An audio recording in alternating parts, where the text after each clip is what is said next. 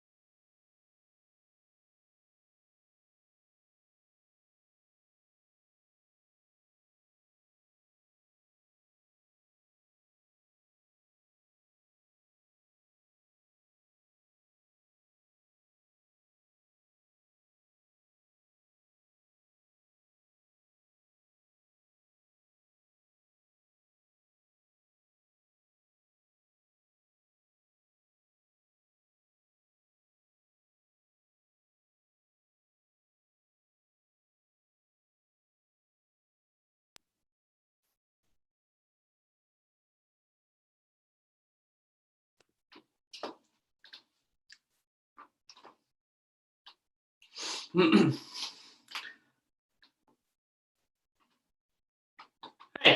thanks for joining us. Traditional host Louis B for the Hamilton Ticats, and this is our live draft show presented by TELUS. Again, I'm your host, Louis B. I'm very excited to be hosting this live. It is live. I can tell you that it is 9 o'clock right now. We are watching the final second round, of the CFL draft. TSN will finish the picks here, but we got a great show lined up for you. So we didn't want to cut anybody off. So do want to let you know who's coming up on today's show, because it is a who's who of CFL guests. I will be telling you the picks as they happen as well, so you will not miss anything. But just a couple of people who will be stopping by real shortly. The first overall pick, Jake Burke, is going to be right here with us on the show as well. Steve Milton, my friend from the Hamilton Spectator, is going to be here. Derek Taylor, DT on SC. He's the voice of the Saskatchewan Roughriders. He's going to be stopping by. We'll be joined by Senior Director of Personnel, Co-Manager of Football Ops, both of them for the Ticats. Sean Burke will be by about halfway through the third round. He'll be joining us on the show. And then we'll be joined by Drew Alamang when the draft is concluded as well. Also stopping by, Nick Cross is going to be here. He is the 9th overall pick of the Hamilton Tiger Cats. Farhan Lalji, you've been watching him on TSN all night. Looking forward to that. Mike Daly, Darren Bauman, Chris O'Leary, AJ Yakovic, Glenn Suter, Brandon Revenberg, all stopping by as well. So we got lots to get to. Don't want to waste any time. So we will bring in our first guest of the night. He is the first overall pick. We've heard from him already tonight. There he is again. He has escaped his family to that's putting it a different way. I don't want to say escaped the family. That's not fair. Jake, how you doing, man? It's great to see you once again. I'm doing unbelievable. Just so many emotions running through me right now. Just stepping away, like you said, from my family and getting some quiet here for a little is nice. I'm able to take it in a little better, but like I said before, I'm so thankful to.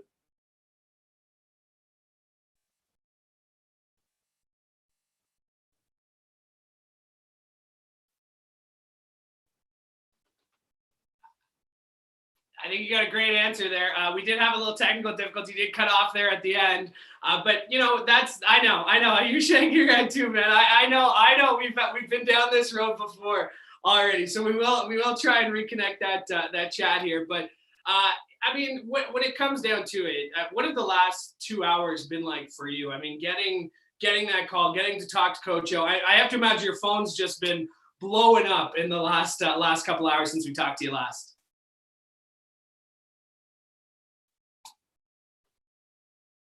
Jake, I'm gonna try and stop you. I know we're having some issues again here with some audio. That's gonna happen with the live broadcast here. So I'm gonna keep talking until I can hear you. I have no problem keep talking because. How about now? There we go. We got you. You're back. Jake Burke is back. Give me the question again. Let's go. We'll do it again. 2 hours before the draft, right? That's where I was. Yeah. What's the last 2 hours been like for you, man? Unbelievable. I mean, just the time building up to the draft, just the closer I got, I felt like I was getting ready for kickoff. I just started, turning. I couldn't sit still. And then just to hear Coach O call me and experience that moment with my family was just unbelievable. And I still haven't even fully taken it in yet. Just above all else, I'm so excited to become a Tiger Cat.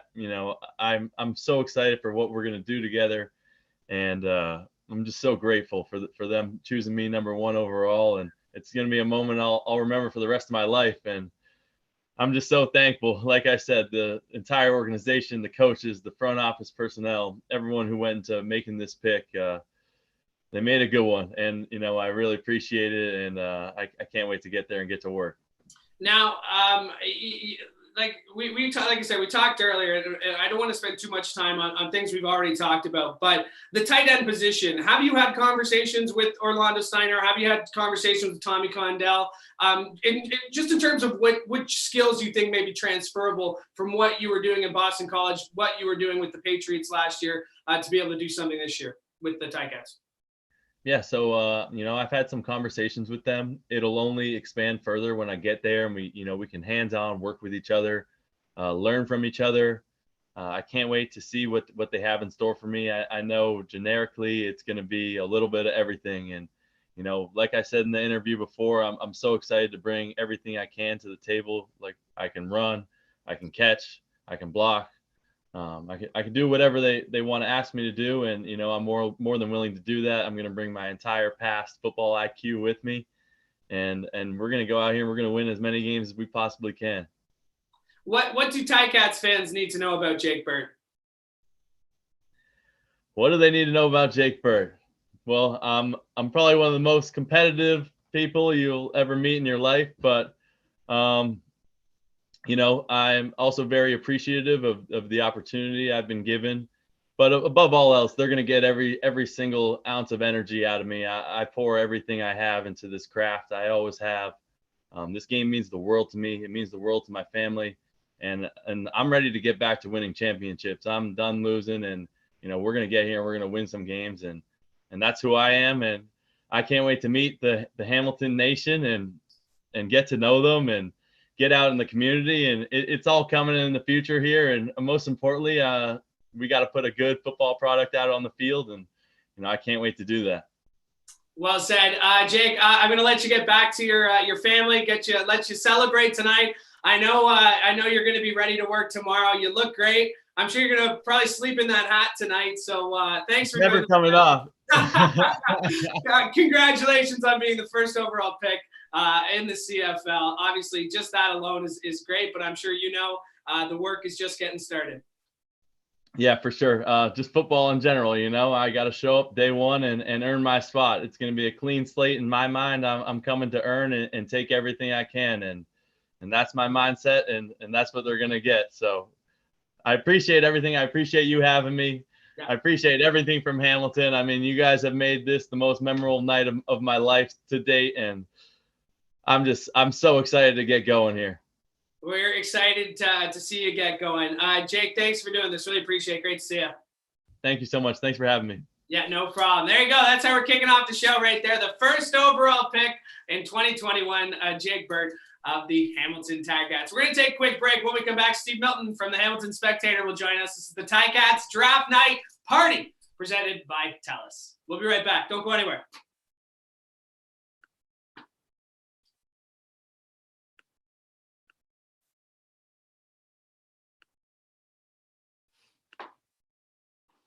And just like that, we're back. That's how quickly things are happening. This is live TV, I want to say. The Hamilton Ticats are officially on the clock, and we are watching that closely right now. I can tell you that Terrell Jana was taken with the 17th overall pick by the Saskatchewan Roughriders, which means the Hamilton Ticats are on the clock, for 2 picks in a row here. It is a snake draft that is new this year. Of course, last year there was no season played, so they kind of rejigged the rules in terms of how the draft will work. And so it is a snake draft. And so the Hamilton Ticats will pick with the 18th and 19th pick coming up in just a little bit. I will remind you, Steve Milton is getting set to join us as soon as he can.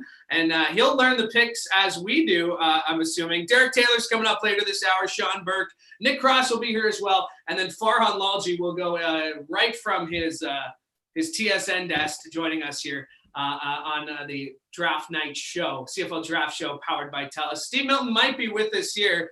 Milty, do I have you here? You do, but do you see me? That's the thing. I can't see you, but I'm not sure too many of our. I wasn't going to go there. Never mind. Yeah. I don't understand why that isn't the case here.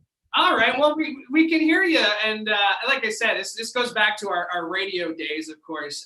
Right. Where we got started. You and I got started working together. Yeah, we started together. I started a little bit before that in radio. Yes. Yeah, a little bit. But let's talk about what the Ticats have done so far tonight. Yeah. You mentioned they're on the clock right now with the 18th and 19th pick. Some people said that they had a need at national receiver. They seem to have filled that with the first overall pick. And came within a hair here of getting a second. Yeah. Right. Yeah. I mean, I think they had Jana rated higher actually in ability than the player they took number 1 overall. But they were looking at basically roster starting, and Jana just got taken at right before Hamilton's pick by Saskatchewan. Or my guess is they would have had him too. So we'll see what they do on that one. But getting, I think, getting Burke first, Jake Burke, Burt is something that's quite. As soon as I saw he was eligible, whenever that was a couple of weeks ago, my mind went right away to Nick Kalanick, because that's one of the overlooked things that happened in 2019. That's how they created that hybrid position of basically H-back, which is blocking fullback or running fullback, swing out of the backfield for a pass, can take passes, classic tight end. It looks like the Ticats are they ready to draft now? They're just talking now. We'll watch. We'll keep on that. Okay, sorry. And so I think that he might not only challenge, create competition for that position, which they plan to use, because they had a whole package built around it in 2019 around Kalanick, and people forget that. It was kind of an off the board pick when they took him early. Well, I think they took him 10th that year. And I think it was, kind of one of those things. And Tommy built a package around him, and they didn't have any depth behind him. So this is not only depth behind him; he might challenge him and start there. And then of course, you don't have to. Maybe it depends where you started. And there's a tight end for the blocking. Split him out a bit into the slot for a receiver. Does he block? And in which case you replace what might be one of the Canadian starters at running back. All those things. And Sean Burke has mentioned the possibility you could use both guys because they're different types, even though they look similar. You could use both of those guys in various roles at the same time. So there's a lot of roster flexibility there. That was interesting. And I the one thing that this team has preached basically since day one, and we've heard it a lot, when it comes to the quarterback battle, is that competition. Competition is key. Yeah. And this team especially, right? They've kind of built in competition, and this year even more so, going into a camp where you probably think the Ticats have 120 people they'd want to bring to camp, but there's going to be some tough decisions here that need to be made. Well, yeah, there are, because you're not going to bring people that aren't going to play there this year to camp. So you're going to start drafting some futures, But really, I think 4 out of the first 9 were future picks. In other words, by teams in the CFL. And Hamilton had 2 of those were not future picks, right? And maybe there's a 5th one that isn't a future pick, depending on what Ottawa does with Deshaun there, the defensive back. But by replacing ostensibly Nick Shorthill at linebacker by taking the linebacker Nick Cross, right, who probably upgrades them, being a linebacker, but they're getting a little bit short of Canadian bodies of that type, and he probably ends up back in the secondary at some point, and joins a secondary that's fairly deep of guys that can play safety and Sam linebacker, right, Delke, all those people. So you could have some flexibility there. And plus your special teams are upgraded, and you replace a very important guy on that team, which is Nick Shorthill. So the first 2 picks, they didn't take a future, right? They didn't take a future guy. They took somebody who, both of them, they're going to be in camp because there's only so many people they can invite to camp with all the guys. They signed 7 out of their 8 guys from last year, and one of those is a future, the kicker. And let's suppose they bring 6. Like you have 6 choices this year. There's not room for 13. Yeah, we are getting the pick. The pick is in now, and I can tell you that Ticats have selected Deontay Leonard, defensive back out of Mississippi. So going DB, defensive, Deontay Leonard. Again, a spot where the Ticats want to create competition, and a guy who can come in and make some noise in camp. Yeah, see, I'm not sure much about him. Has he got any eligibility left? Has he got that extra year? There's a potential he can go back. Keep an eye on that now. Deontay Leonard. Sorry. Yeah. So again, we were expecting the TSN coverage to be off at this point, but we're glad they're still sticking around to bring us that pick. But Dean Leonard is the pick out of Calgary. He's a Calgary native, played for Ole Miss, was a first-team All-Canadian in 2019 with Calgary. Just following the notes that they got here, he was 10th on the Central Scouting Bureau. But again, someone who I think the Ticats, again, I'll have Burke on coming up in about 15 minutes. But when you look at what they've done so far tonight, they're staying busy. And again, they're a good team that's getting better, or they're adding pieces to be better, moving into a 2021 season that they're hosting the Grey Cup and want to make some noise. There's going to be expectations on this team in 2021. Well, there's expectation. Yeah, that's right. And I think that's interesting that they went for two people right away that could help. And maybe this is a third as well, but it might, and create depth at certain spots. They already had a lot of depth at a certain, like Canadian running back. And they have more depth there if you decide occasionally that you would use one of your tight end types at running back and go with an extra American receiver, wide receiver. There's a lot of things they can do here. Now, the TSN analysts, and they're great, and correctly so, have talked an awful lot about Toronto and their Canadian talent. And the difference between them and Hamilton is these guys have already been in Hamilton, most of the ones that are the depth and breadth and have proven, most of them, that they can start at several different positions. Not the two that they got today, but who were already in the lineup. Where Toronto is going to have to do some mixing and matching for some while. They got some great talent coming in. There's no doubt about that. With a short training camp, and a lot of the big names haven't played for Toronto before. They played perhaps in the CFL or they played in the NFL, but there'll be an adjustment period there. And I think I still not sure I would trade Hamilton's long-term depth and breadth for anybody's, although they were correct to point out Toronto's pretty good depth there, that they have right now. And Calgary still is, they're rebuilding a bit, but they're turning things over. And credit to John Murphy and Pinball Clemens in Toronto for what they're doing, because I mean, yes. And the league is better when Toronto is good, when Toronto is competitive, right? I mean, it's well, not only the league, but particularly Hamilton's better. It's cliche to say, but I mean, it is. Nobody wants to see that. I mean, you do, but if you're blowing them out every night, I think the rest of the league's kind of stepped up their game in the last off season and a half, I guess we can call it. And as much as there might be a target on the Ticats back as the quote unquote, Vegas favorites to win the Grey Cup in 2021, a lot of teams have been putting a lot of work, and people are going to be hungry just to be on the field. So, I mean, well, for sure. I mean, it's going to be, teams are going to bring their A game every night. And by that second half of this season, or of the last time they played, 2019, they were doing that. Because Ticats got off to such a great start, particularly in Hamilton. They made Tim Hortons a very tough place to visit again. So, so I think you're right. They had a target on their back. They had their target on the back in the postseason. It didn't turn out well in the Grey Cup. Then that is an understatement. But really, that was one day, and they've had a target on their back for a little while now. They've had a target on the back this entire 2 off seasons now. Right. So it's created an updraft. And I think I like the way Toronto has responded, and I like the way Montreal has responded to some degree there, it's all on paper, though, for most people, except I think for the Ticats, because most of the guys that they're going to bring back as their Canadian depth and breadth have played and have shown that they can play. And, they got some new guys now. Well said. Milty, thank you so much for doing this. It's great to chat with you. Wish I could have seen your lovely face, but we'll save that for another day. Thanks for doing this, Milty. Still a long night to go yet. I'll be talking to Burke all night, I think so. I believe it. Drew, thanks, buddy. That is, of course, Steve Milton from the Hamilton Spectre. Thank you for stopping by.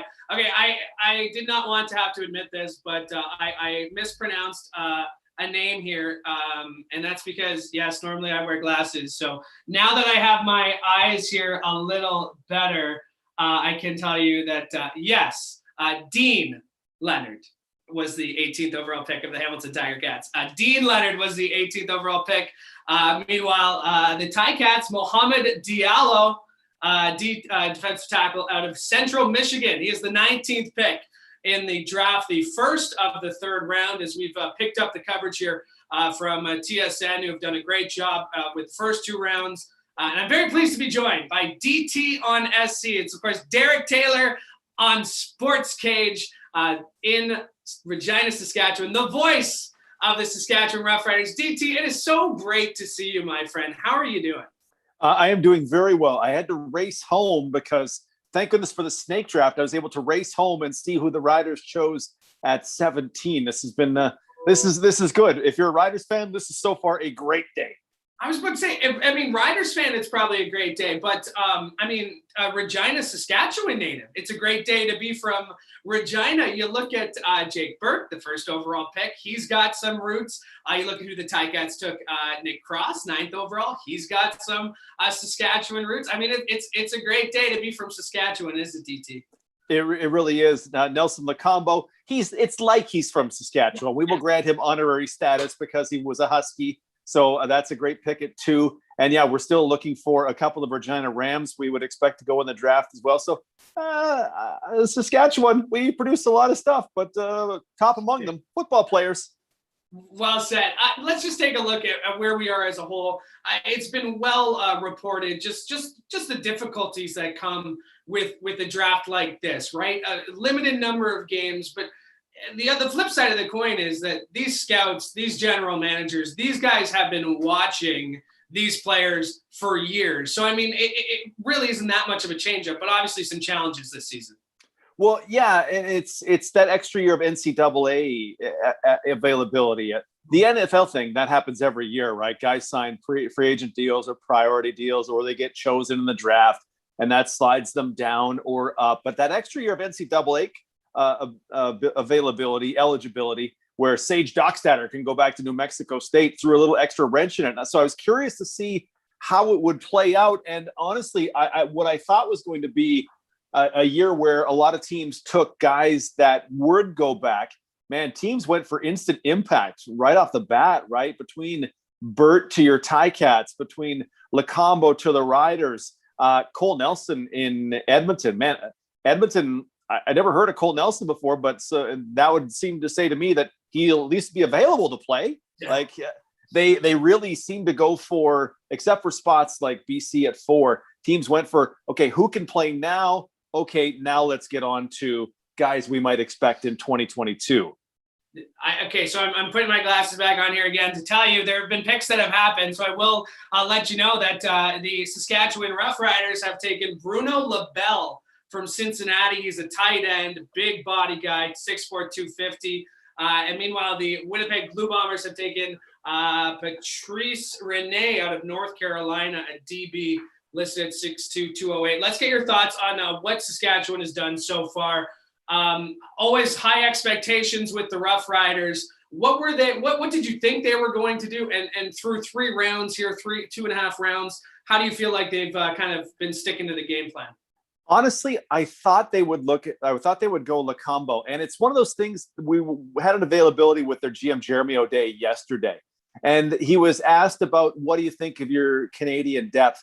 And the first thing he said was field corner. He's like, I think we can go Canadian at field corner, boop, boop. And he went, really? Field cornerback is a position that was American forever. And that was the first thing you mentioned. And I wondered, am I making too much of that? And then boom, Nelson Lacombo at number 2 is the pick. It's a pick, and what O'Day has done in last year's draft, in this past free agency, and in this draft, is give himself options for how his coaches can deploy the ratio. So you have Lacombo, but you don't take Lacombo if you don't already have Canadians. They already have Ali Buka, and they got Godfrey Onyeka in free agency. You put Lacombo in there, and there's a guy and a backup. Whatever order you put them in, there's a guy and a backup to play that field cornerback spot. Does one of them need to play safety? Well, Mike Edem plays safety, and you could have depth in behind there. There's flexibility. And then you go to the second round and you go, oh, well, there's Terrell Jana at 17, when most of the mocks I saw had Jana at number 1. Okay, well, now they have the ability to go 2 Canadians at receiver, because you have the 6th overall pick from 2019 in Justin McInnes, and their 2nd round pick that year in Braden Lennius. Add that to the rest of their Canadian talent at receiver. Now they have the potential to go 2 Canadians at receiver. They won't need to do both of those things, but they can do both of those things. Where a giant tight end fits into that is probably something like an extra package with Bruno LaBelle. But it's just more of Jeremy O'Day giving his coaches options for using the ratio, and I love it. I mean, and you mentioned LaBelle. We talked about the tight end position. I mean, really, you don't think tight end when you think CFL, right? No. I mean, it's not a position that you line up on the field anywhere. So, I mean, Bruno LaBelle, obviously, Burke as well. is it just the way that the game is being played now, or is it what are you kind of corresponding these moves to positions that we don't normally see in the CFL? Yeah, that's an interesting one. And Hamilton kind of kicked that off with Kalinic last year, right? We went, what's he going to do? And then we saw, okay, well, there's a really defined package for him. He could be an inline tight end. They can line him up at H-back. They'll move him around. Is that what they hope to do? The Riders, for example, Corey Watson played a lot of those roles last year in 2019. Albert Awachi was more on run plays. He would play those kind of roles. I think Awachi might have caught one pass in 2019. Is this what they envision for LaBelle, that guy who can be in that specific package as opposed to the regular offense? Is LaBelle a kind of guy who might lean out a little bit and get a shot at one of those receivers? I'm curious what to hear when Jeremy O'Day talks about LaBelle, what he envisions for him. Is he a specific package he has in mind that Jason Moss will want to run, or is he a guy who could transform and maybe he's that third guy to the field in a big body, but a big body that's say 230 pounds? I'm interested because they're not the first team, and now the Ticats have two tight ends essentially for their offense, and I love watching the Ticats do their thing. I can't wait to see what they do with legit two tight ends. Well said, DT. It's great just to be talking football with you. Let's not wait 2 years in between doing this. Great to see you. You're looking great. Love listening to you. We'll talk very soon. Okay. Thank you, my friend. Awesome. There he is. He's Derek Taylor. He's the voice of the Saskatchewan Roughriders. We're going to take a quick break. Don't go anywhere. We're joined by Sean Burke. This is the Ticats CFL Draft Show powered by TELUS.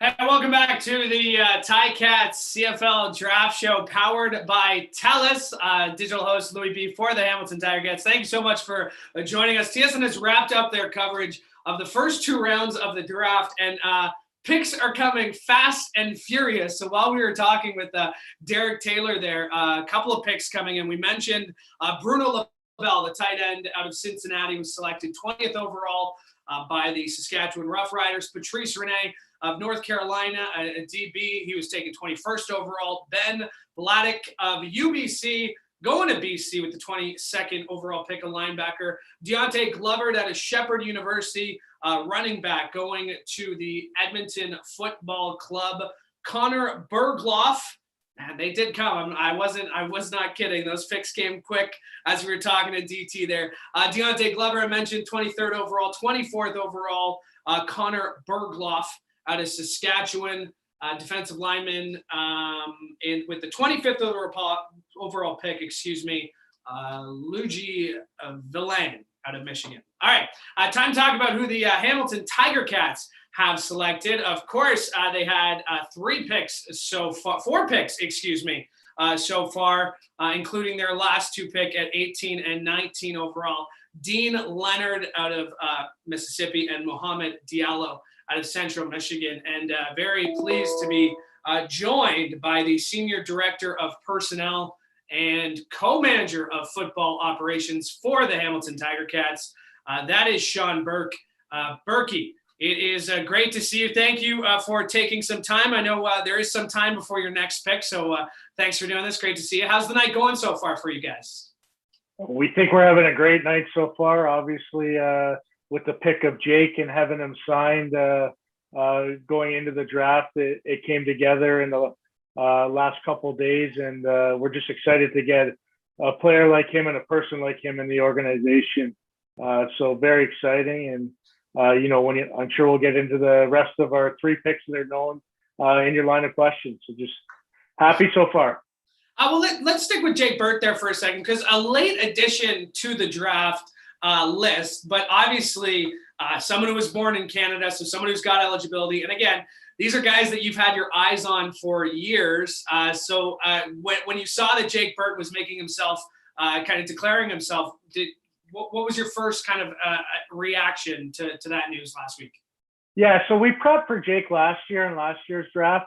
That's when we haven't known him for as long as others because he sort of came about, but he didn't put his name in the draft last year. So we had done a bunch of prep work in the previous draft and just refreshed it and talked about his time in New England. And, one of the things we do know, he did take down his playing weight for Boston College to fit New England's scheme a bit, that he's a little lighter, which obviously make him faster on the field and everything. So it was just a great opportunity to bring someone into building for what we do on offense and to have a complement to Kalinick in the same type of position. And then, just the offensive skill set of how he works with time and space and how he catches the ball just gives us an added dimension on the offensive side of the ball. I know Coach Condell's quite happy. A couple of picks just coming in.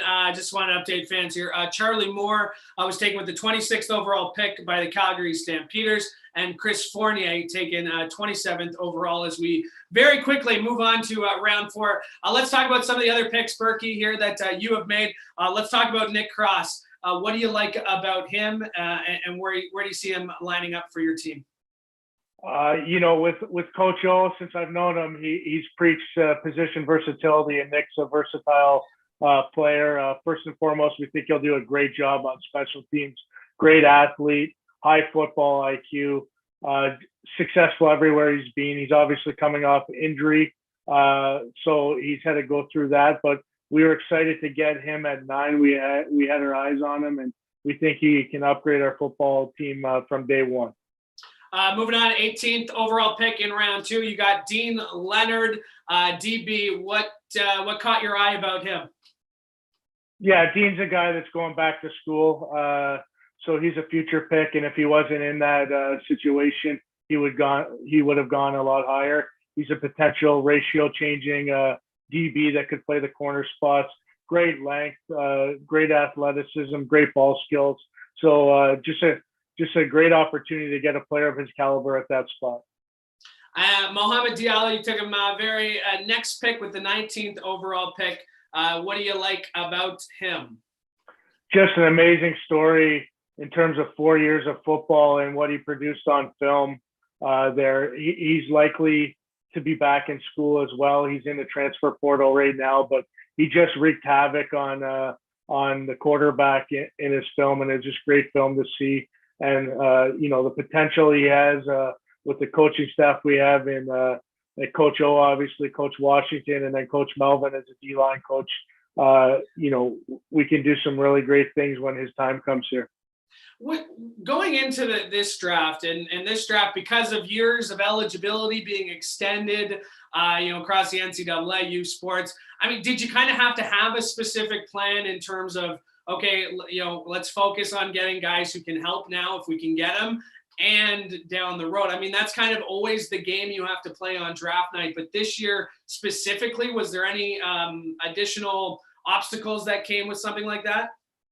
I think you're always matching, best player on your board and needs a bit. At number 1, we obviously wanted a guy that would be in-house when you have the first overall pick. So, that's why we had the deal signed beforehand, and then you're looking at your board and you're going from there. So for Nick to be available to us is great, but at the same time, it was who we had at the board at the time. So they match up perfect. But there is an ebb and flow to it, especially with the double cohort draft class. So it did have some thinking, but when two players of that caliber are available, when we picked at the end of the second and the start of the third, it's just an exciting time for our organization. You mentioned something about Coach O, who loves to preach versatility, but something I've learned about O is that he loves to preach competition. And I think iron sharpens iron is something that has been said by many players on this team. And looking at kind of going into camp, the draft class you had last year, the draft class you're going to have this year. Plus, I mean, there's going to be some competitions. You're going to have to make some tough decisions when it comes to who's on this roster come week one. Yeah, I think Coach O and the entire staff, preaches the competition thing, and it resonates with our players. It's a healthy competition. It's not a unhealthy one where not everyone's on the same page. We have the common goal all together, but we want players that want to compete against their teammates every week for playing time. And Coach O and his staff do a great job of that. It's going to be exciting to see these battles throughout training camp and into the season, and just an exciting time for our football club. Berkey, I know the draft is still going on, so I will let you get back to work. No, I just want to say one thing. I saw a GM do it on the weekend, and just thanks to our entire staff. It's not just Coach O, Drew Alamang, or myself, or the personnel staff, our coaches, everyone involved, athletic therapist, team doctor, Matt Nickel, our sports science guy, Drew, our equipment guy. It's just a total team effort in this organization, and everyone deserves a shout out before I get back to work here. Okay, I will add something there. Claire as well, who does a fantastic job. I said athletic therapist. Yeah, I just want to say, I know you said that. I just want to say that because I know you have guys who are coming off knee injuries, and I know that you have the full confidence of Claire and the athletic training staff at Hamilton Tiger. I know that you said it. Okay, I'll let you go. Berkey, thanks for doing this, buddy. I'm trying to get you in trouble when you don't need to be. Sean Burke, he's the Senior Director of Personnel, Co-Manager of Football Operations. Get back to work. You got some draft picks to make. Berkey brings up a great point in the fact of I'm very proud to be working for this organization. I'm not shy about that. I'm also very proud of the team I work with. You see that Star Wars theme that we're going with tonight here for the draft. I work with some very, very, very talented people behind the scenes. Why my face is the one that has or gets to go in front of the camera every day is a miracle, but it's everybody who works behind the scenes and the marketing staff, the digital staff here at the Hamilton Ticats.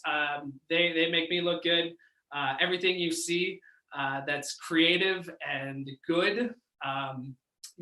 It's because of that. We're going to take a quick break. We're going to wrap up we're going to catch you up on what has happened. I know I promised you some draft picks, but this is a live show, and we're trying to see this as we go. Also coming up, Nick Cross is going to be by very, very quickly, but we're going to recap some draft picks. We're going to take a quick break. Don't go anywhere. We're back in 60 seconds, I promise. It's the Ticats CFL Draft Show powered by TELUS. Don't go anywhere. We'll be right back.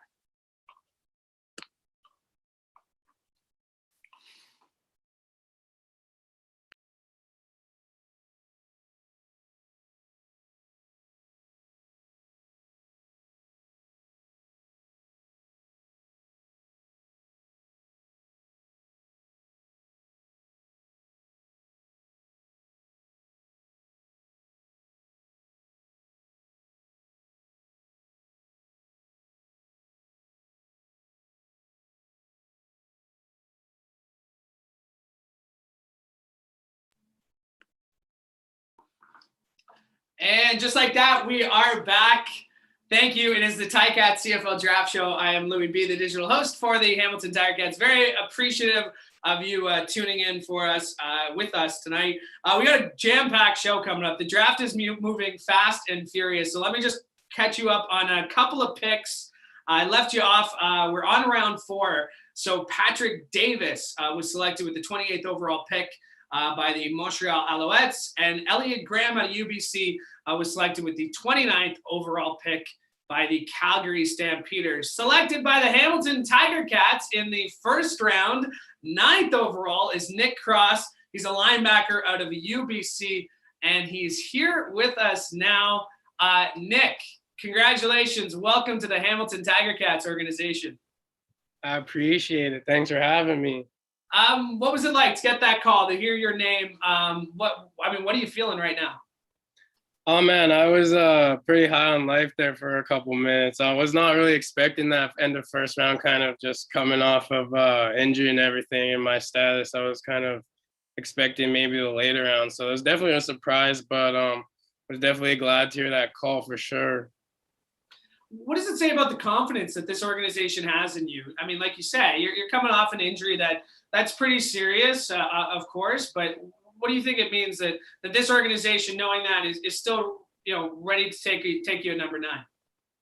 Right. Yeah. Well, we definitely had a good interview process and got to know each other all really well throughout that whole time in the past few weeks. And I think through that and talking through the training staff and kind of understanding what my self-motivation coming off injuries before and stuff would translate into now. So I kind of think all of that translated into this pick and just kind of the style of special teams and defense that the Ticats run. I think I'll fit really good in there too. So all those things contributed into that, and I'm really pumped to get going. Well, what do you know about this team as it stands right now? You've had those conversations. Tell us a little bit about what you and Mark Washington have talked about, what you and Coach O have. I know it's been quick, but what you guys have talked about, kind of not just tonight, but leading up to tonight. Yeah, well, didn't talk to much of the coaches, just the coordinating staff with Drew there and those guys. But once I got to talk with Coach Washington and stuff, kind of being a versatile guy on defense for you guys and adding to that dynamic special teams unit too, one of the best special teams units in the CFL, and that's something that's always been a strong suit of mine, and being a second down cover backer too, things like that. So yeah. What do Hamilton Tiger Cats fans need to know about Nick Cross? I'm a good guy. I'm coming to give it my all. I'm coming to be a good part of the community on and off the field, and just ready for a good time. Come win more championships there, and get back to that Grey Cup game like 2019. Like 2019, but better, because we're gonna win this one in 2020. Yes, sir. Nick, congratulations. Obviously, this is a special night for you. So I'm going to let you get back to celebrating. Thanks so much for doing this. And again, welcome to the organization. All right. Appreciate it. Look, talking to you soon. Well said. There he is. That's Nick Cross. He's the 9th overall pick of the Hamilton Tiger Cats in the first round. And this is the Ticats CFL draft show presented by TELUS. And there goes Nick. Thank you so much. Thanks so much to Corey, by the way, who's producing this behind the scenes. He's doing a great job. It's live, so we really don't know what to expect. I can tell you what you can expect, and that's Farhan Lalji. He'll be joining the show in just a little bit. Mike Daly is going to be by. AJ Yakovic, the play-by-play voice of the Ottawa Redblacks, really touching on across the league here tonight. Darren Bauman from Winnipeg, he's going to be by, talking about the defending champion.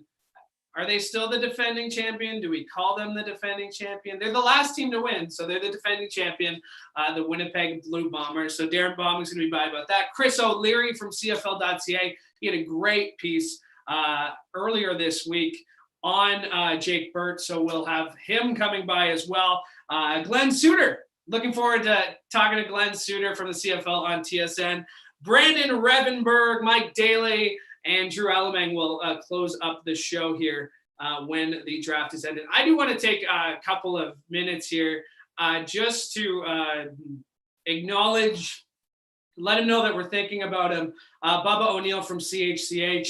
As you may have heard, Scott Radley was reporting last week, and it became known that Bubba was in hospital. He still is in hospital with COVID. I think anybody who's been around the Hamilton scene knows the kind of person that Bubba is. And I just want to say that we're thinking of you, Bubba. We can't wait to see you back at Tim Hortons Field. And it's a good reminder that the COVID is real. You need to be doing everything you can, stay home, social distance, wear your mask, and get your shot when it's your return, because again, Bubba, we're thinking about you. The show's dedicated for you, man.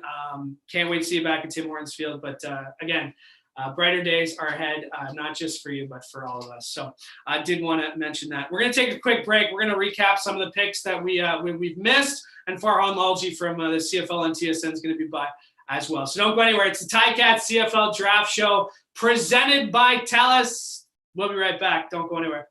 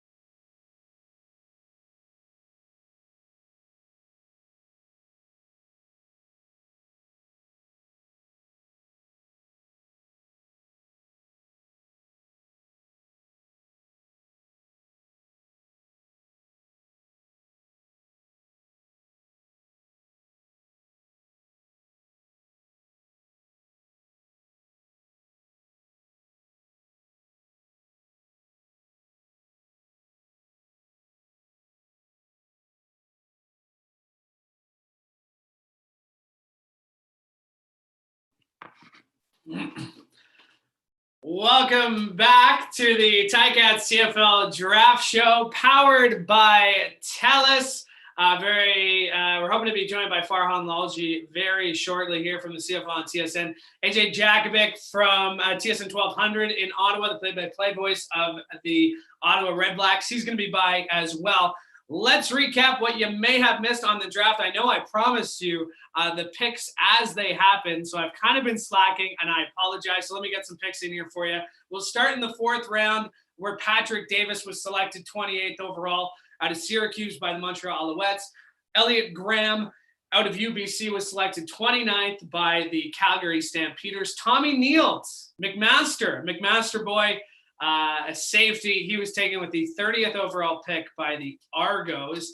Jake Julian out of Eastern Michigan, the first kicker selected tonight, I believe. Let me just double check that. Yes, the first kicker off the board is Jake Julian out of Eastern Michigan. He was selected 31st overall by the Ottawa Redblacks. Dominic Johnson out of Buffalo, the first quarterback off the board. He was selected with the 32nd overall pick by the Edmonton football team. Toronto had a second pick here in the 4th round. They took Trevor Hoyt out of Carleton. Robbie Lowe's out of Regina was selected 34th overall by the Winnipeg Blue Bombers. The Saskatchewan Roughriders are on the clock as we speak. And then once again, the Hamilton Tiger Cats will have back-to-back picks in this snake draft format. They'll pick with the final pick of the 4th round and the first pick of the 5th round. So as those picks are happening, we will bring them to you as soon as we can. Speaking of as soon as we can, let's get to Farhan Lalji from the CFL on TSN. We just watched him and the panel do a fantastic job with the first 2 rounds of the draft. And now very, very fortunate to be joined by Farhan now. Farhan, thanks so much for doing this. I mean, what's your reaction about what we've seen so far in this draft here tonight?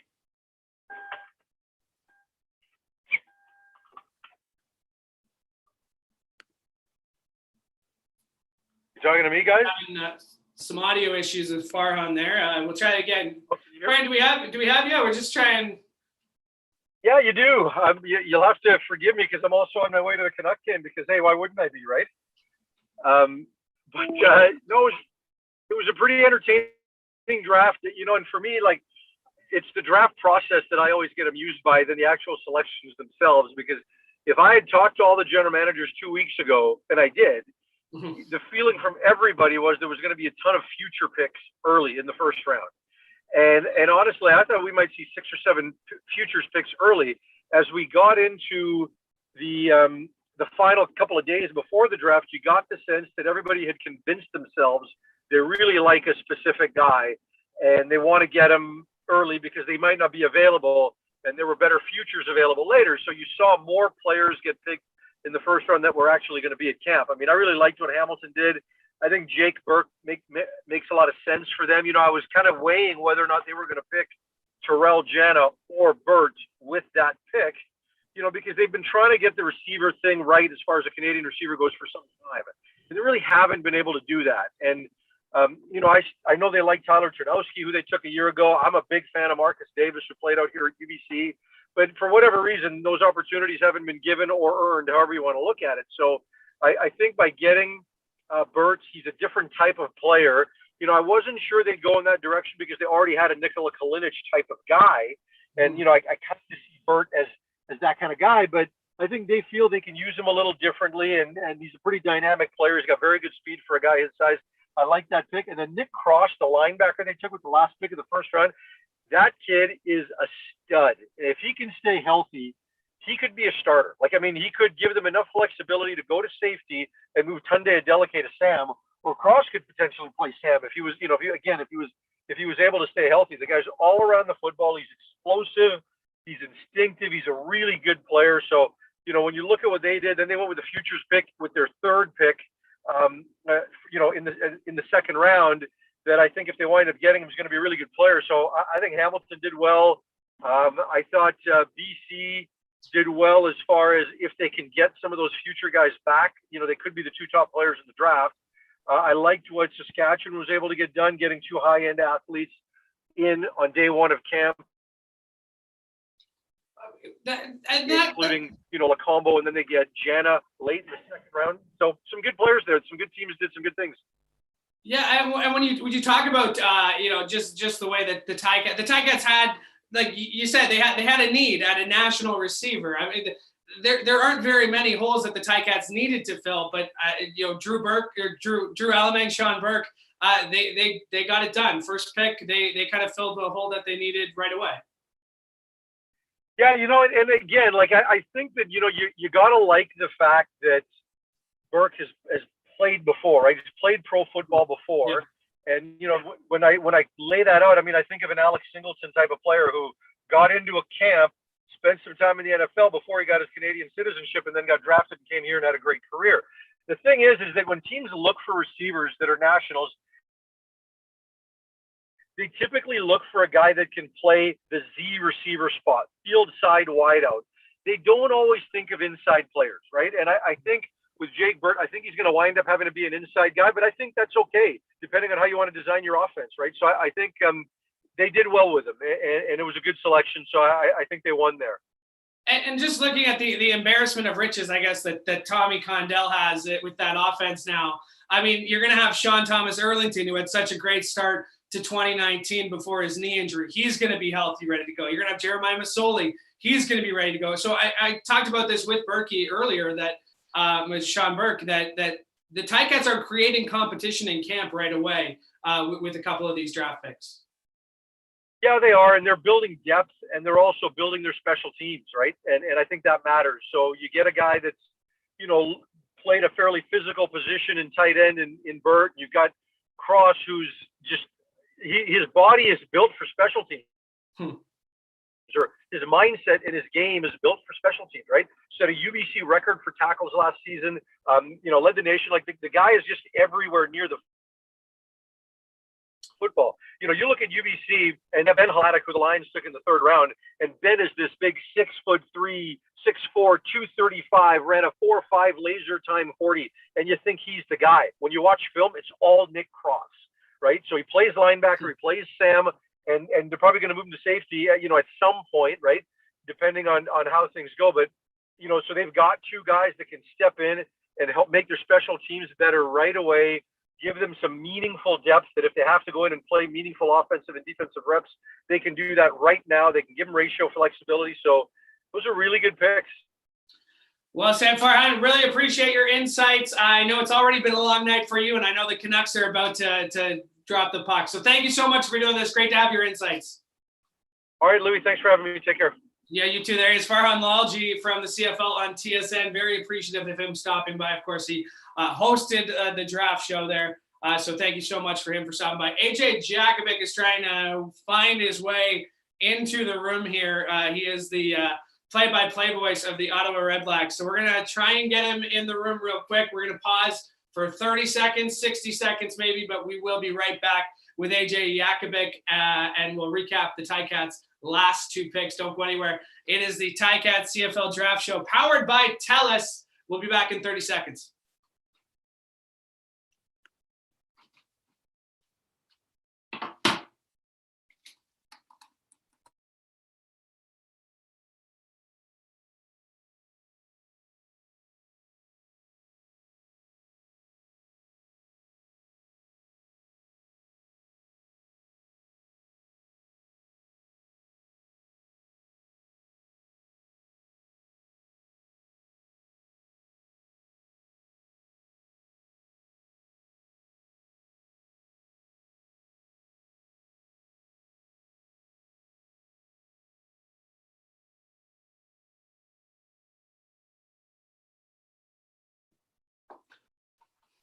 Yes. Welcome back. It's the Ticats CFL Draft Show powered by TELUS. I'm the digital host of the Hamilton Tiger Cats, Louis B. We're very appreciative of you joining us here for this live show. We're going to wrap up the next hour. The draft is moving fast and furious as we're just about into the fifth round. So with the fourth round pick of the Hamilton for the Hamilton Tiger Cats, 36th overall, they've taken linebacker Jarek Richards out of St. Mary's University, 36th overall. He is a linebacker. That's who the Hamilton Tiger Cats took with the 36th pick. And it's a snake draft, so they had the 37th pick as well. They took Felix Gerard Gauthier out of Laval, a fullback. So with the 37th overall pick. Meanwhile, I can let you know that with the 38th overall pick, Logan Bandy was taken by the Rough Riders, and Kyle Borsa was taken with the 39th pick by the Winnipeg Blue Bombers, and the BC Lions have taken Alfred Green with the 40th pick out of Wilfrid Laurier.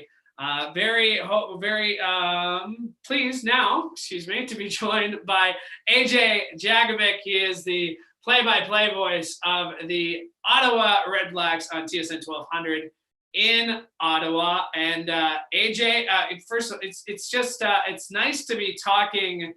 It's nice to be talking football with you, as I can see your audio is connected now. It's great to be talking football with you, buddy. There you are. It's great to see your face. It's great to be talking football. How are you, buddy? Awesome, Louis. Great to be with you. Yeah, CFL draft night's always fun, but tonight especially, with a plan to with the return to play, plan to come back in 2021. This feels like the start of the season here. Like it feels like, okay, football's back here. Yeah, I hope so. Right, that's the biggest thing. So I'm optimistic. We'll wait and see how things go. I think. You talk to people. I know, I've heard enough comments from Scott Mitchell and Bob Young and stuff, and it sounds like they're hell bent on playing. I know when talking to people like Mark Gowdy here in Ottawa, it's the same thing. So I think that's good news for everybody. I think everyone understands how important it is to get back on the field in 2021. And yeah, a day like this makes it feel a little bit more real. I'll feel a little bit better, in a few weeks when they get that firm go ahead and say, okay, you know what, here's a camp date, and then go from there. But yeah, it's another step in the process. And, with people like me getting vaccinated within the last couple of weeks, and, it just seems anecdotally, I know a lot more people that have, that have had at least one dose of the vaccine. So that's pretty encouraging, and we'll see where things go from here. Let's talk about what the Red Blacks have done tonight. Of course, everybody in the East looking up at the Ticats based on the results of 2019. But Deshaun Stevens taken with the 6th overall pick out of Maine. What are your thoughts on him for the Red Blacks? Yeah, I mean, I like what I hear about him in terms of just the pedigree that he's got. A guy that's at the University of Maine. They've had some good success with Maine Black Bears because Sherrod Baltimore has been a real good player in the secondary for the Red Blacks the last few years out of that program. So, when I grew up, it was a hockey program with Paul Correa being the star player there, but now they're producing some football players. So that's great. Sounds like, he's looking to potentially transfer. It's two things. He's not going back to Maine from all accounts. He's either going to transfer to an FBS school, a big, a power conference school, or come right to the CFL. So if you have to wait, you have to wait. If he ends up going to a power conference school, hey, good for him. But sounds like a guy that might be able to step right in and compete and play next year, which is exciting if you're a Red Blacks fan. So we'll see what happens. I mean, a linebacker in college, more suited maybe to being a defensive end at the Canadian Football League level. But I think, when just in looking at, some of the people that do this for a living in terms of, grading the prospects, sounds like a real good prospect, and especially if they can get him right away. Yeah, just something, Dwayne Ford mentioned it, I think on the TSN broadcast there, a guy who, I mean, just high reward, not even high risk, low risk really, but high reward. AJ, I hate to do this to you because I wish we had more time, but as you can imagine, live broadcasting, especially when you haven't done it in a while, kind of gets the best of you. But it is great to see you, buddy. So thank you so much. Likewise. Yeah, I look forward to seeing you at some point in 2021, Louis. At the Grey Cup. First beers on me at the Grey Cup. How about that, AJ? Deal. All right, good. All right, we're going to say goodbye to AJ real quick. And we were going to take a break, but now we're not going to because Mike Daly is standing by. So we are going to say goodbye to our friend AJ Jakovic. And I'm throwing a curveball to our fantastic producer, Corey, who's just doing such a great job, who's keeping us on the air here. And now Mike Daly, who's I'm shocked that he hasn't fallen asleep because it's 10 o'clock. He's got 2 kids that have kept him up probably since 5 a.m. this morning. So Mike, it is genuinely great to see you at this hour of the night. How are you doing? Good, man. Like you said, it's pushing the end of my my bedtime here. So yeah. Oh, but it's cool to be here. Cool to see you again, Louis. How's everything going? Everything's going well, man. Let's talk about what do you remember about draft night? When you think about that night, when you think about what these kids are going through now, what kind of goes through your head? Well, okay, so now I'm dating myself because it wasn't a draft night. It might have been a draft middle of the day on a Wednesday, where I was sitting there at work. Actually, I had to work because I was a student at the time. And I had to pay my tuition somehow. But I was sitting there and had my computer up while I was working. So I just had the live draft tracker on. And actually, one of my buddies I played with at Mac, Spencer Moore, he got drafted like the pick before me. So I was actually getting really excited with one of my buddies. I was there and I didn't even see my name get picked because I was just so fired up about my other buddy. And then sure enough, somebody tells me, but I got to be excited. And then I had to get right back to work because my boss was getting upset. I was slacking off a little bit. And that's the one thing I've kind of noticed about it. Like there is that moment to celebrate this, but it's also like the work's just beginning, right? Now you're a pro, right? Yeah. You're drafted by a team, university, college ball. That's gotten you to this far, but now the work starts. So what advice do you think? What do you have for the players that were selected tonight? Yeah, that's you're exactly right there. It's the work just starts. So, I mean, if you don't have a little bit of butterflies in your stomach saying, oh boy, now I got to go to camp and compete with these guys, then, you're not thinking about it the right way. But that happens every single year. So I don't think it's any different, whether it's your first or your seventh, right? I just think that, have fun tonight, it's kind of like anything, like winning a game, right? Enjoy the night tonight, but then tomorrow it's about time to get going again. You are walking 27,000 kilometers. Did I read that right? You're walking, biking. Well, you're doing something great for Tim Hortons Camp Foundation. You're trying to raise some money to help send some kids to camp. But 27,000 kilometers, the Cross Canada Trail. What are you doing here, Mike? Oh yeah, okay. So I'm gonna try. 27,000 kilometers is a lot, but I'm cheating a little bit. I'm biking. I'm using my training runs as it too. Anytime I go for a walk with the kids, I'll just track it. But yeah, it's in order to get kids to e-camp for Tim Hortons coast to coast. It's something cool. They reached out. They asked if I'd want to be a part of it. And I said, of course, anything to get, kids some sort of exposure, especially during this time, right? Kids aren't seeing as many people as they normally would. And I think it hits them the hardest. So if we can just get them to have a little bit of fun for e-camp, and that, that means I have to walk, bike, run, go 7,000 kilometers. Like I said, I've noticed the little walks. I'm gonna try and find a way. You said you suggested we could have been on like a treadmill here for this area. We could have been running on the spot or something. Or at least the step counter where you just. Buddy, I'm an Apple Watch guy. I was about to say, like, I walk a ton. I'm also, and again, I gotta be careful what I do here. I knew you were gonna be on the show today, so I brought this jersey out of retirement from when we were teammates at the McMaster. So I had to make sure I was wearing my Hamilton is volleyball shirt from our. Hey, you and I are still undefeated. You know that, right? We might be the greatest team of all time. We definitely are the greatest team of all time. Mike, it's great to see you, man. Go to bed. It's late. Get past your bedtime. Thanks I appreciate it. Buddy, good seeing you. Have a good one. You too, buddy. That's Mike Daly, a man who needs no introduction. I turned my camera off. I don't know why. Because we're going to take a very, very, very, very, very short break because we're going to wrap up the show with just a ton of guests, including Drew Almlang, Senior Director and Co-Manager of Football Operations. He's going to recap the whole draft for us. But don't go anywhere. Darren Bauman, Winnipeg Blue Bombers reporter, is going to be by. This is the Ticats CFL Draft Show, powered by TELUS. We're back in 30 seconds.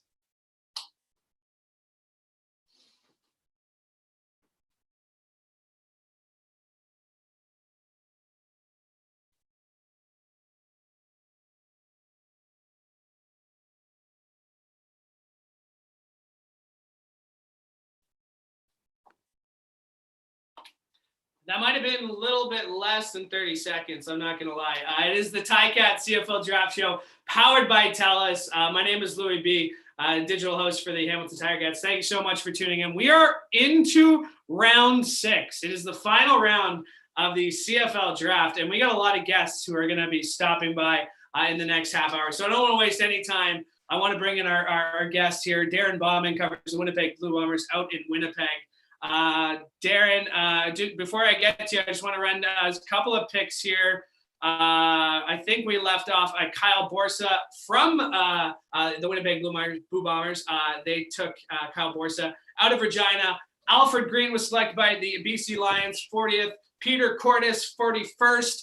Keegan Marcraft, 42nd. Chubba Hubbard, 43rd. There was a lot of talk on where Chubba Hubbard would go. He went 43rd to Oklahoma, or out of Oklahoma State, the Calgary Stampeders. I'm not even going to try and pronounce that 44th overall pick because I will sound silly. But Darren Bauman is right there on the camera. I don't want to waste any time. Darren, give us a grade. I know there's one round left to go, but how do you think the Bombers have been looking tonight? Well, first I'll say Chuba Hubbard. Of course, the Calgary Stampeders took a flyer on Chuba Hubbard. That, John Huffnagel, that screams, hey, if things don't work out in the NFL and with the Carolina Panthers for Hubbard, why not take a shot on him, as a value pick at this point? Louis, as far as the Blue Bombers are concerned, Kyle Walters has shown to be so shrewd and so deft at making really smart picks since he took over this franchise from a player personnel perspective a number of years ago. The previous regime, Joe Mack, he had some NFL chops, time with the Atlanta Falcons. It's almost it's almost a dirty word to say Joe Mack in Winnipeg now. The team, as far as Canadian talent at that time when Kyle Walters took over, was absolutely ravaged. He started with three things in mind when it came to the Canadian draft: offensive line, special teams, and then kicker. Now, kicker, of course, you're probably not going to address too directly in the draft, but as your Hamilton Tiger Cats fan viewers know very well, you want a good kicker, you go out and get the best. And Justin Medlock scoring all those points in the Grey Cup obviously was a huge reason why that game went the way it did. As far as today, offensive line, a futures pick in Liam Dobson out of the University of Maine. He'll transfer for his final season at Texas State. He's going to take a swing at the NFL. Road grader is the way Ted Gavaya, assistant general manager of the Blue Bombers, described Liam Hobson. 6'3", 344 pounds. And he's got a video on his Instagram of weighing in at 344 and then dunking a basketball quite impressively. This is the type of guy the Blue Bombers like to put on their offensive line. They like to push defensive lines around. They want guys that love to play the game. That's maybe as important as anything when it comes to who they select. Whether Dobson gets an NFL taste in a year or he ends up in the CFL, he's definitely somebody that wants to play football. And I think that's really important to how the Blue Bombers assess their talent. Now, the Blue Bombers are the defending Grey Cup champions. We know that. But a lot of people have the Ticats as the favorite. You know, Vegas has the Ticats as the favorite. Do you think that's rubbing people the wrong way in Winnipeg, or do you get the sense that they kind of like the fact that they're the defending champs who are flying under the radar heading into 2021? Well, when you go 29 years without a Grey Cup championship in a CFL franchise city, well, I know it's been 20 in Hamilton. I know that. But when you go 29 years, people feel pretty good that it was a 2-year defending championship with only having to win the big game once. That said, fans are going to fan. Of course, they're going to feel disrespected. Hey, we're the defending champs. How does Vegas or the odds makers not make us the favorites again? I get that. But I also look at the Hamilton Tiger Cats roster. I look at them being favorited in that game 2 Novembers ago in Calgary, the surprise win. I would say that's fair to say that the Blue Bombers pulled off in that game. Andrew Harris just clearly having a huge chip on his shoulder for the way things went in a variety of ways in his 2019 season. I look at the Ticats. You got 2 good quarterbacks. You got a stout defense. You got talent oozing from the offensive pores, stability in the coaching staff, stability in the player personnel department, a great young head coach in Orlando Steinauer. I don't think he's going to make the same mistakes twice that maybe he made. Every coach is going to second guess themselves when they don't come home with the jewelry at the end of the year. I don't think he made too many mistakes, but he's too smart to make those few mistakes he did again. I personally, hey, I'm here in Winnipeg. I'm friends and family with so many Blue Bomber fans that bleed blue and gold, but you got to respect the Hamilton Tiger Cats. The black and gold are legit. And I think it's going to be very similar. If we get a Grey Cup this year in Hamilton, that home field advantage just might come in handy. Well, I am looking forward to seeing you at some point this season. If I have to wait until the Grey Cup in December, I'm glad we had this chat here today. So, Darren, thank you so much for doing this. It's great to see you. Hey, great to see you too, Louie. Have a great night, man. Yeah, you too. There he is. Darren Bauman covers the Winnipeg Blue Bombers. And I don't want to waste any time bringing in our next guest. But before we do, we're going to say goodbye to Darren. And we're not going to go anywhere because we're going to bring in the CFL.ca's Chris O'Leary. And I will, before we bring him on, as we try to get him on here, I will let you know that the sixth and final round of the CFL draft is underway. Ethan Maconzo out of Montreal was selected by Montreal. The Argos with the 47th pick have taken Joshua Haggerty. Shea Weeks was selected by the Winnipeg Blue Bombers out of Manitoba, and Matthew Dirk selected 49th overall by the Ottawa Redblacks out of Delaware State. And as I say that, Keenan Clark was selected 50th overall by Cornell at DB out of the Big Red. Cornell, Big Red. The only reason I know that is The Office. Chris O'Leary writes for CFL.ca, and he might have known something was up because earlier this week he had a very, very good piece on who the Hamilton Ticats selected first overall in Jake Burt. And Chris, What did you know? What did you know at the time? A very in-depth article that came in handy when I found out who the Ticats were taking. I guess very in depth, but I think as always, I knew very little. I think it was a case of good luck. I think I was very happy to see Jake Burke go first overall, just to have that story ready to go and fire out that when he went there.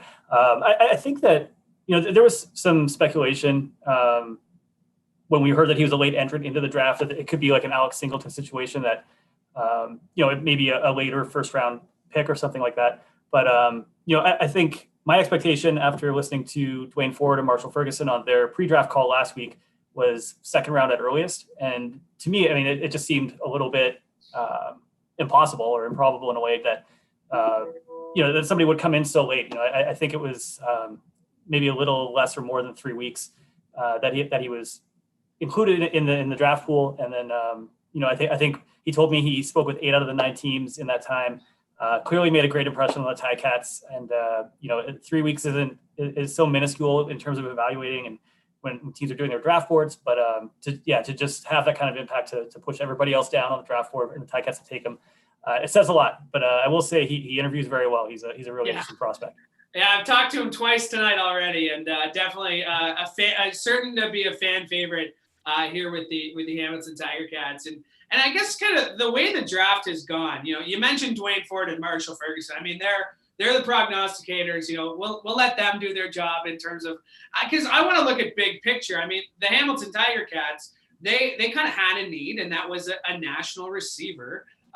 Some depth, Canadian depth on defense in the middle at linebacker, special teams. When you look at what the Ticats did, especially in that first round, they had a need, they had some needs, and they addressed it. So a good team got even better heading into 2021. I think so. And we keep hearing about the 2020 rookies, who I feel like you almost forget about, because a year ago we were talking about these guys and hoping that we'd see them on the field. So you're going to have 2 rookie classes coming in, competing against each other, which will only make the team better. And like you said, with the Ticats, a team that's was so close to the Grey Cup in 2019, obviously hosting in November, trying to end that long, painful Grey Cup streak. Sorry, Ticats fans. Trying to end that at home would be the storybook ending. This is a team that's, I think, very close to doing that. And, I think you look at this roster on paper, and they, like you said, they have a lot of needs met already. And I think when you're in that position, especially in a draft year like this one, similar to last year, which is a little bit weird because you don't have all of the evaluation tools that you'd like to have, and that you've, especially these evaluators, have grown accustomed to through their entire careers. When you're in these kind of odd circumstances, I think you can be a little creative, and especially when you're a team like the Ticats, you can draft from a position of strength in a sense that there aren't glaring needs, and you can go for the players that intrigue you in the later rounds. You can take a chance on a tight end that wasn't on the radar 3 weeks ago. And I think it's exciting. I'm excited to see what this team does with Jake Burke, and just because I think about Nikola Kalinic a lot, and I think a guy that's a similar body type, and they've used him on both sides of the ball. The Ticats as a coaching staff, I think, are very creative, and I'm looking forward to seeing what they do with this guy, who told me that he's super comfortable wearing however many hats you want to throw at him, and just seems open to anything, and just wants to win and help the team get better. Chris, very, very much appreciate it. It's a busy night. I wish we had a little more time, but it's live TV, so I guess that's what happens. So thank you for staying up. I know the draft's just about ending. I'm sure your work's just beginning. So thanks for doing this, Chris. Start of a long night. Have a good one. About to say, thanks for doing this, Chris O'Leary. We're going to take a quick break. When we come back, Glenn Suter from the CFL and TSN is going to be our guest. This is the Ticats CFL Draft Show presented by TELUS.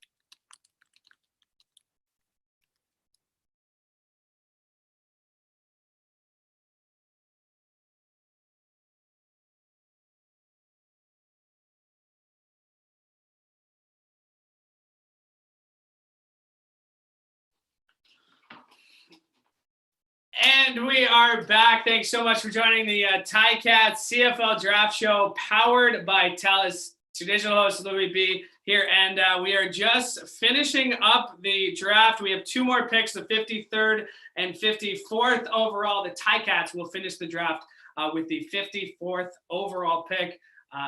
Draft was shortened this year. A couple of changes to the draft: the snake draft, the random picks, as well, the random order that was determined ahead of time. But it's also a bit shorter here with just 6 rounds. And the Ticats will finish up with the 54th overall pick. We'll be joined by Drew Elliman coming up in just a little bit. Brandon Revenberg is going to stop by as well. But right now, from the CFL on TSN, very pleased, very, very, very pleased to be joined by my friend Glenn Suter. Suits, it has been years since you and I have had the pleasure of getting to chat. So thank you for doing this. Thank you. We'll start there. How are you doing?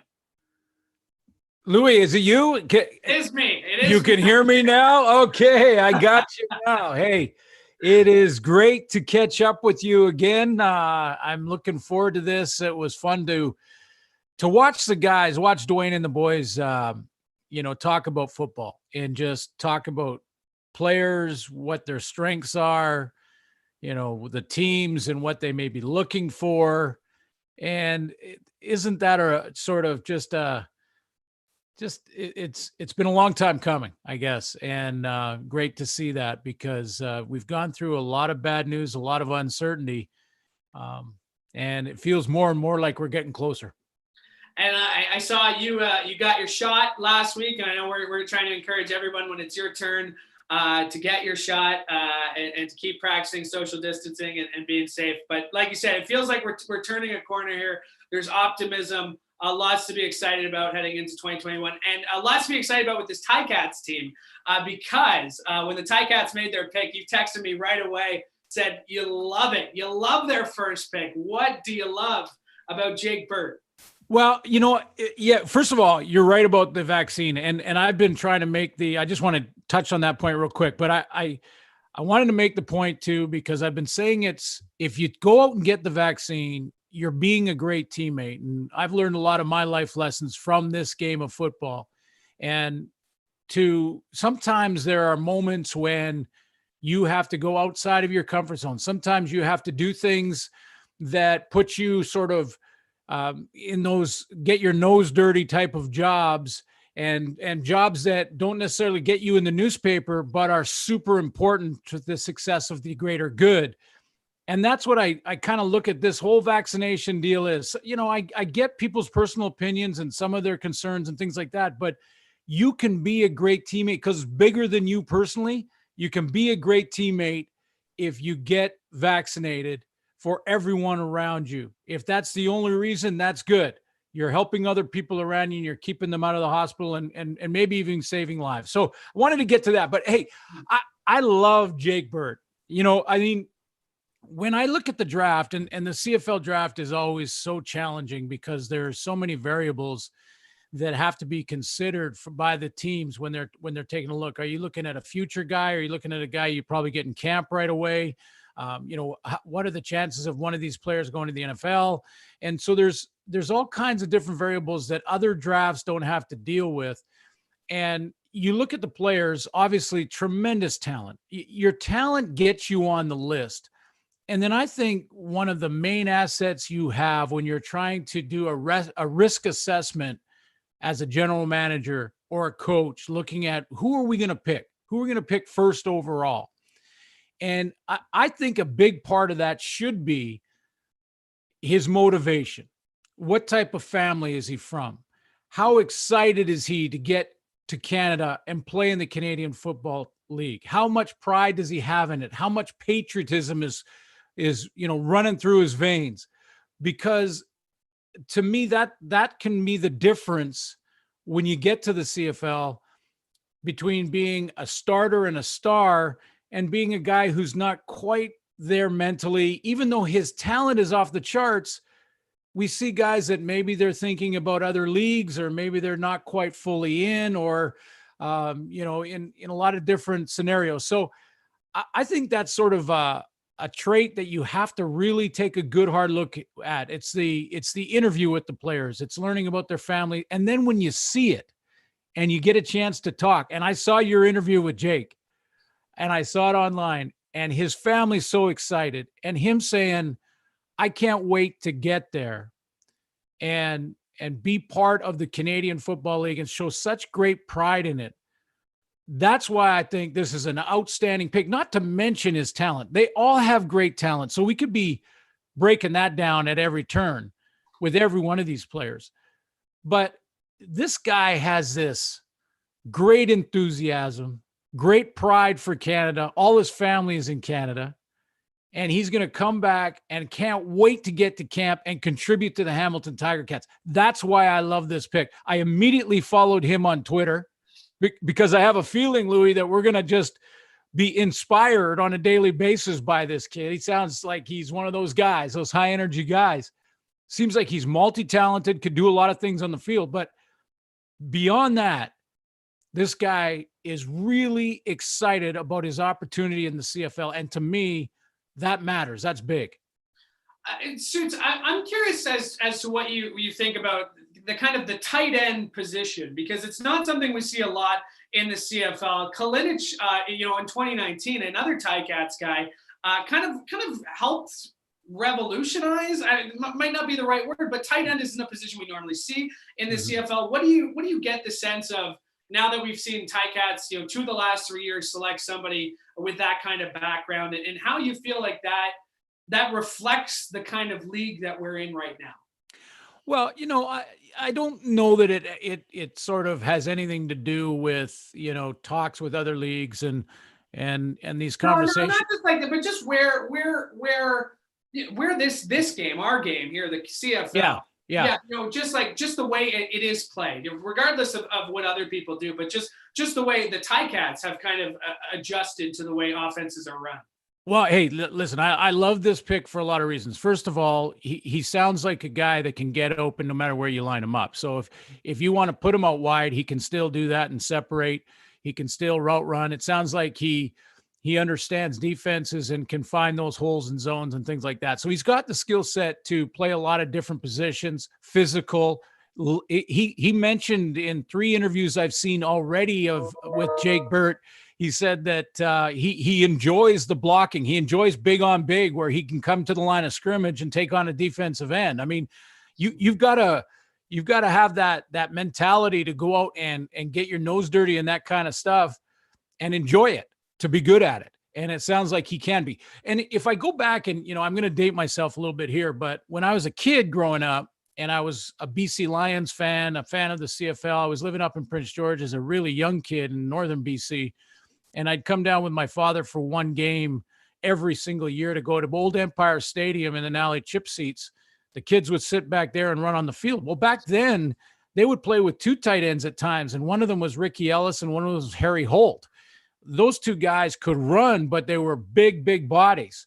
Now I fast forward about 25 years, and I played with a guy in Ray Elgard who was a big body, get open slot back, and, perennial 1,000-yard receiver, perennial all-star in the Canadian Football League. So, I think these big body guys can be so, crucial to the versatility of your offense. You can move them around, bring them in at that true tight end position and make it look like you're going to block or play in the running game. They leave in a bigger linebacker to defend the running game. And now you widen him out and he becomes a slot and moves towards the line of scrimmage. Remember, that's one of the great parts about our game. And I'm speaking to the choir here, but you got unlimited motion towards the line of scrimmage with all receivers. And when you have that kind of rule in your playbook, you can run a 4-5 or a 4-4. And I don't even know what Jake's time is, but you can run 4-5, 4-6, get that running start. I don't think Ray Elgard ever ran more than a 4-7, to be honest with you. And he had 1,000-yard seasons one after another and would just swat little DBs away. So I like the pick, man. And the other thing is, and this is one thing I like about the NFL. One of the things I love about the National Football League is the tight end position. I think it's extraordinary athlete. See a big physical guy that can run routes and get open. And it sounds like this guy is that. And that's kind of the scary thing about with this Ticats team is you're talking about, Speedy B is the MOP, he's the reigning MOP. Braylon Addison, is coming back. Jalen Acklin, Rookie of the Year for the Ticats, the team's Rookie of the Year in 2019. Yep. Who do you guard? Who do you defend? Like who do you put your best kind of player in the secondary? Because really pick your poison, and especially when you got Dane Evans and Jeremiah Masoli throwing the football, and they could throw it 20 yards past you. And like you say, if we can get this guy at 4-4 getting down the field, good luck, right? Good luck for defenses trying to defend this Ticats offense. Yeah, a big body, and you can move those chess pieces around in a real tough way to defend, because if you're playing double tights, for instance, where you've got an extra old lineman on one side and Jake Bird on the other, and I'm not putting him in the starting lineup in day one.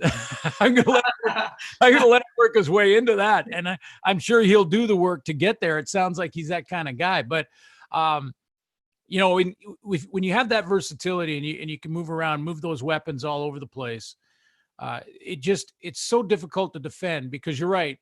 If you're going to roll coverage to Speedy B, boy, you're leaving one-on-ones and sort of your weakness on defense to some really talented players on the backside. So, there's all kinds of moves that offensive and defensive coordinators are going to try and make. But let's also mention where you finished off there with the quarterbacks and Jeremiah Masoli and Dane Evans, because if you look across the league and you think that most of the time in the CFL, you see two quarterbacks play. I mean, usually, and that doesn't even necessarily just mean if one gets nicked during the season. It can also mean that sometimes you need to win with two. With Coach O as their coach, that both those guys are going to completely buy in, and that's important, because you've got two starters in Hamilton, two number ones, so you have to get that working relationship right. And you have to have the right mentality at coach to do that. And I think obviously Hamilton does have that. So with Coach O there, having them both buy in, both contributing and bringing their skill set, boy, it's going to be tough to defend, because defensive ends have got to stay wide on Masoli, and then they bring in Dane Evans, and you got, different styles in some ways, different approaches, different attacks.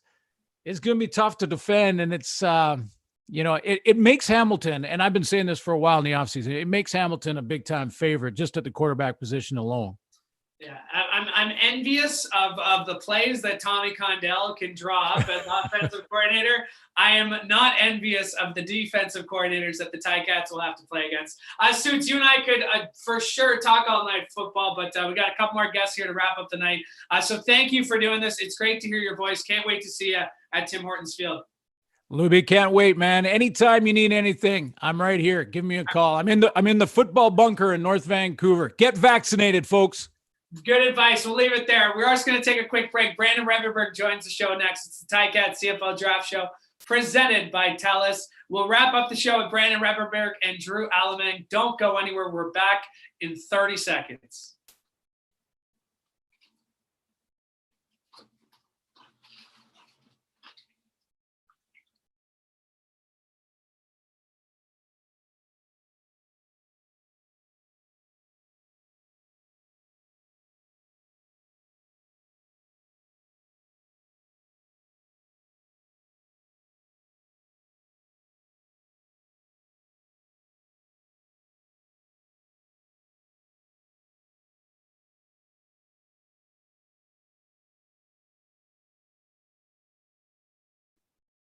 Welcome back to the Ticats CFL Draft Show powered by TELUS. Thank you so much for tuning in. Thank you so much for all of our guests who have stopped by so far. And we are wrapping up the night. Drew Alamang is going to be our guest in just a few short minutes. But right now, very pleased to be joined by Brandon Revenberg, a former first-round pick of the Hamilton Ticats. And Rev is with us now as he's connecting on his little Zoom here. Rev, how you doing, buddy? It's great to hear from you. How you doing? Hey, I'm doing great, man. Can't complain. How you been?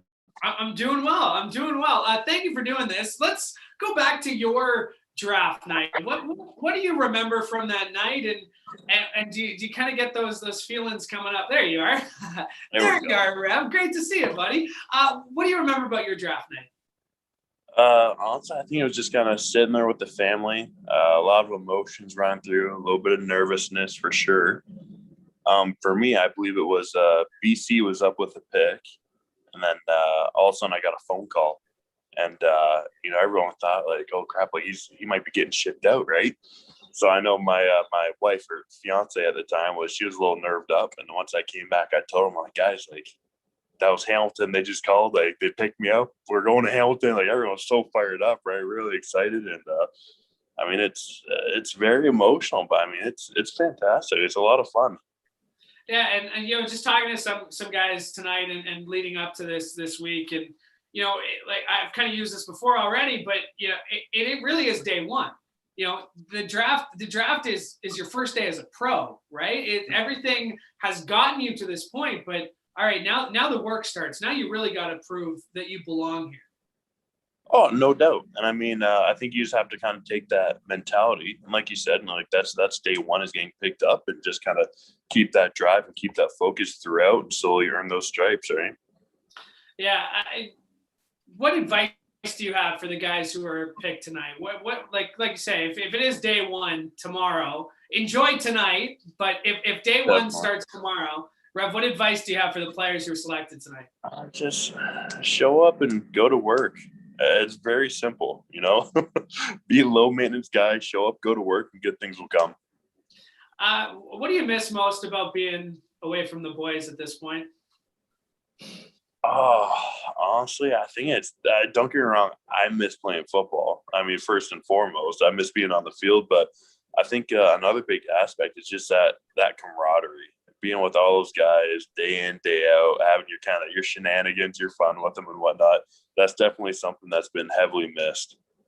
Yeah, and just the excitement building, and last year we talked a lot about a chip on the shoulder. You didn't win in 2019, but now it's just there's got to be just I just want to play football, right? I just want to hit somebody as a professional football player, somebody who kind of takes the whose job it is to be physical. I mean, what's that like? What's it been like? How do you stay busy, man? How do you feed that urge? Oh man, that's just it. I mean, I'm selling cars right now. I don't know if you've been to like a dealership lately, but that's a non-contact area.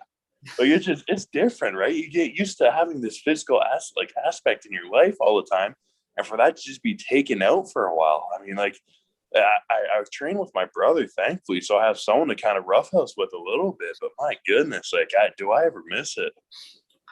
Even like when you say selling cars, like when somebody sells a car, you want to give them a big hug, and it's just like it's not where we're at right now. But we're all trying to do our part. We're all trying to be back on the field. Yep. Do you visualize Grey Cup, snow falling, Tim Hortons Field in December? I mean, like. For you specifically, are you a visualized kind of guy? Like, do you mentally that's where you're seeing? Yeah, not to get too deep into it, but I do think that is a big aspect of the game too, is having kind of that positive mentality and actually kind of envisioning everything step by step. And no doubt that's one thing I've been really looking forward to and thinking of nonstop. So I'm definitely fired up to get back to it. Is it snow? I gotta ask, is it snowing when you're visualizing the Grey Cup in Hamilton? You know what? I don't think it will. I think maybe a light dusting at best is what we'll get, but you never know. It'd be exciting. That would be a good game. I think one of my favorite memories was the Grey Cup in Ottawa when the snow came down and Shania Twain was playing halftime and coming out on a dog sled in the snow. I'm like that was like peak Canada. I'm like I'm at the Grey Cup in Ottawa watching Shania Twain in the snow. Like only thing that would have made it better would have been the Ticats being there. Yeah, you nailed it there.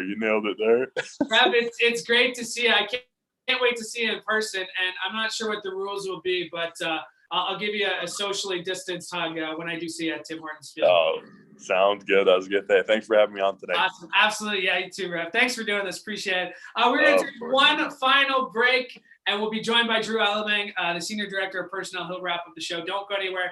We're back in 60 seconds.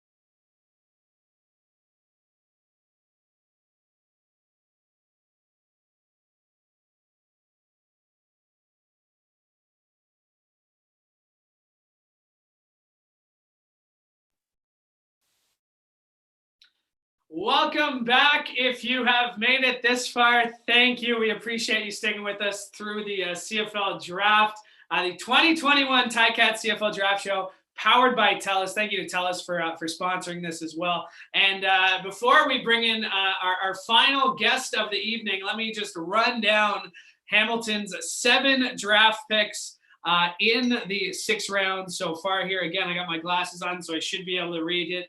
Jake Burke was selected 1st overall. It was great to catch up with him out of Boston College. Nick Cross selected 9th in the 1st round. Dean Leonard, 2nd round, 18th overall. 19th overall, Mohamed Diallo out of Central Michigan. 4th round, 36th overall, Jarek Richards out of St. Mary's. 5th round pick, Felix Gauthier out of Laval. And with the 54th overall pick, do not call him Mr. Irrelevant, Miles Manalo out of Western, a linebacker. And to discuss all those names I just mentioned, Drew Alamang is the Senior Director of Personnel, Co-Manager of Football Operations. Drew, a much shorter draft than we're used to, of course, with 2 less rounds this year. 2 less rounds this year compared to normal years, as Drew's audio is just connecting now. So I'm not sure if he can hear me before we bring him in. So I will keep talking until I know that he is connected, but still connecting. This is live. That's how you know. Our last guest of the night. Come on, Drew. You're our last guest of the night. Don't want to run into any technical difficulties here on our last guest of the night, but just waiting on Drew to connect here. Very pleased. While we're waiting for Drew, I do want to thank everybody who has stopped by so far tonight, and I will get to them all, but I think we do have Drew connected here now. Drew, how are you doing? The draft has come and gone. Obviously, a little bit different, a little bit shorter, but how are you feeling after the draft? Yeah, we're excited with how it went for us. We got improved the football team with some exciting young players, so I think it went well. Now, Jake Burke was a late addition to the draft list, but obviously someone you've kind of had your eye on for a while now. When he became available, did something kind of click? Were there conversations that happened leading up to it? Just tell us the thought process on going with Jake with the 1st overall pick. Yeah, Jake, we've known about him for a little while. We almost thought he was going to be in last year's draft because it was his NFL draft, so we were kind of aware of his national status then, and he didn't end up declaring at that time for our draft, but we kind of stayed with it and kind of followed his situation in the NFL and kind of had a handle on things once he was officially approved into the CFL draft this past month. Nick Cross, 9th overall pick, linebacker, coming off an injury. What do you like about him? Do you look at this as a kind of a high reward situation? If he comes fully healthy off that injury, what do you like about Nick Cross here? Yeah, Nick did have an injury just before really the pandemic, so he's had some time to recover from it, and he's at a really good place with it. Our medical people had him do some different things virtually for us, and we felt comfortable with where he's at. Nick's a really hardworking individual. He's been diligent with his rehab, and everything's kind of on pace for when our training camp would start, and we feel comfortable with everything where he's at. Moving on to the next few picks here, like you said, it's kind of a mix of adding guys that you can that can improve your team right away. Something you mentioned earlier this week as well. Dean Leonard, someone who I believe is going back to school next year, but what do you like about him? Yeah, Dean, he is going back to school. He transferred. He played at University of Calgary and then transferred down to Mississippi, where he played last year. So he is a future pick, and he's done quite well with his transition and did have quite a bit of playing time with that school. So we'll see how it all kind of works out with him, but, he's a really exciting player. He's got great cover skills and length and play speed that, if we were to see him, we'll be excited to have him. Let's keep going down the list. 19th overall pick, very next pick. You guys took me Mohamed Diallo. What do you like about him? Yeah, Mohamed, another really exciting player, and also possibly a future pick as well. But he has all the athletic traits that you look for from a defensive lineman. He's played defensive end and inside as a defensive tackle, but kind of rare play speed and explosiveness for that position. Another exciting player, competitive player, plays with, a lot of energy and physicality. So, we'll see kind of what his future holds this coming year. But we'll be excited to get him on our team. Moving down the list, let's move on to the 4th round pick, 36th overall, Jarek Richards out of St. Mary's. Yeah, Jarek, another player that we had our eye on and had liked him. We've seen him play a number of years at St. Mary's, and I think instantly, he'll come in and compete for a special teams role. But another kid that runs really well, kind of has all the traits that you look for special teams. He's competitive. He plays with a physical edge to him. But we'll see kind of how his role can grow from there. There's a lot of other traits that he has, and another really, really great kid. Now going back to the offensive side of the football, fullback Felix Gauthier out of Laval. Where do you see him fitting in with this team? Yeah, no, Felix, we're excited about. He's played a little bit kind of all over the place. He originally went to Laval as a quarterback, then transferred over onto the defensive side, and then he ultimately ended up kind of as an H-back, kind of fullback type role for them. But he was a key member in their special teams unit. He runs well. He's got length. He has physicality, and you see him initially, helping your special teams, and then kind of the role might develop from there. So, someone that we're excited to get in the building and start to work with. And before we get to Miles here, I did want to just touch on that. The versatility of the guys that you've added, not just tonight, but the guys you've added last year. How big of a factor is that when you're building this roster, having guys that are ready to go at kind of multiple spots, kind of anywhere on the field?